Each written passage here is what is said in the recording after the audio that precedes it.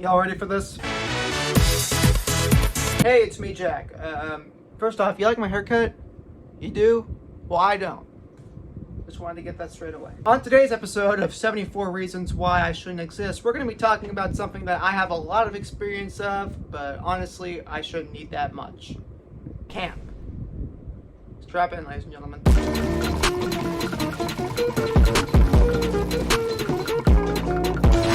Now, when I say the word camp, what comes immediately to mind? Probably setting up a tent somewhere in the middle of the forest and getting mauled by bears. That's a good camping experience. But the camping experiences that I've been through didn't really revolve around wilderness, but rather just us chilling, playing baseball in a freaking abandoned gym.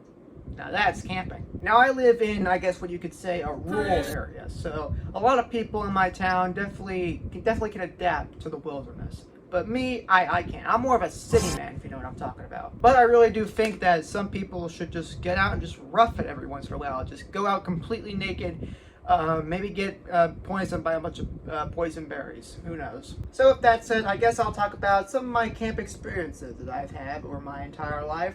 And some of them were good, some of them were not. I'll get to that. One of the first camps that I can remember going to was in April of 2016. It was during a weekend. It was in the middle of a forest, and it was hosted by a local university of mine. Now, honestly, this camp was pretty fun. I didn't have to go for the whole freaking summer, which was nice, and I actually made a couple of friends along the way. There was this one kid I met. I can't really remember his name, but he was really cool. He always carried around a Rubik's Cube, and he introduced me to Pinky and the Brain, which was really cool. And at the end of the second day at that camp, we did a little talent show, and me, with a humoresque mind that I have, because I had to do some comedy. But it wasn't just any type of comedy, no. It was me literally going on Google and searching up a bunch of dad jokes.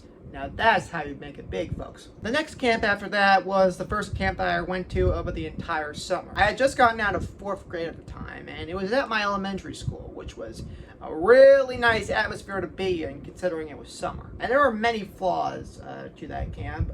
One being that we didn't even know what time it was because there was no clocks around the building. So yeah, it was pretty stressful just to not know what time it was for like 10 hours.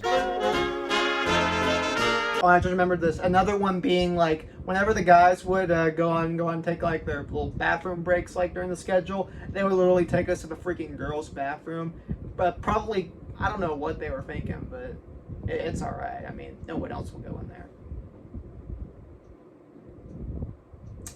Now I'm starting to wonder if the girls went to the men's bathroom. But there couldn't be any cons without pros, and one of those pros is that every Tuesday, Thursday, and Friday, which were the days that I went, we went to the Y to go swimming in their pools. Now I really enjoy swimming. I'm not a competitive swimmer. I just like to just float around in the water and just vibe there, just doing nothing. And that's basically what I did for those experiences. And yeah, they were all right. And I also think that like there were 2 camp counselors who were somewhat dating. I don't know, but every now and then they would just like make like lovey-dovey comments on each other.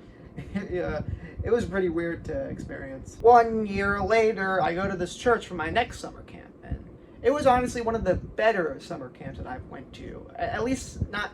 Well, my parents didn't really enjoy it, probably because like the staff was so irresponsible, but I was 11 years old. I didn't care. But I do actually mean that. I really enjoyed this camp. I met like 2 guys who introduced me to Subway Surfers, a game that I would be playing for a long time now. And the church that we were at, was actually used to be an old YMCA, and there would be a little bit of a gym that used to be an old swimming pool that we would sometimes go to. And I have very vivid memories of us boys playing baseball and yeah, trying to hit the ball over the net, and it was pretty fun actually. And thankfully none of the counselors were dating. I will mention this though, most of the counselors that you see at summer camps are really just a bunch of teenagers trying to make an extra buck for college.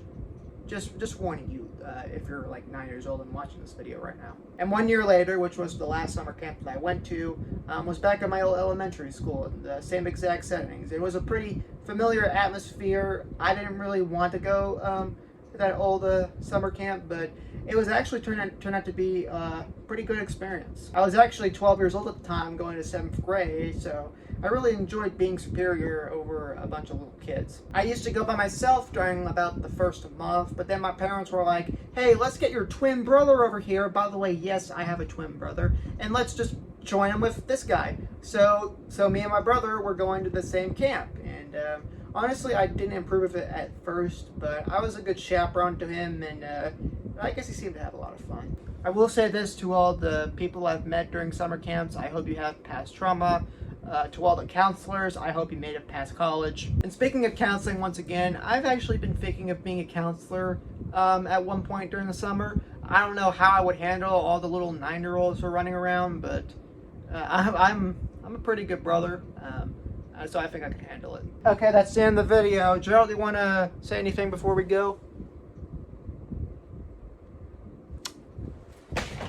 Next video coming up, I'm going to talk about investing and why it's sometimes good and why it's sometimes not good. I'll get to that. So I want to thank you guys for watching, and remember to eat your bread and drink your wine, and remember that God will always be with us.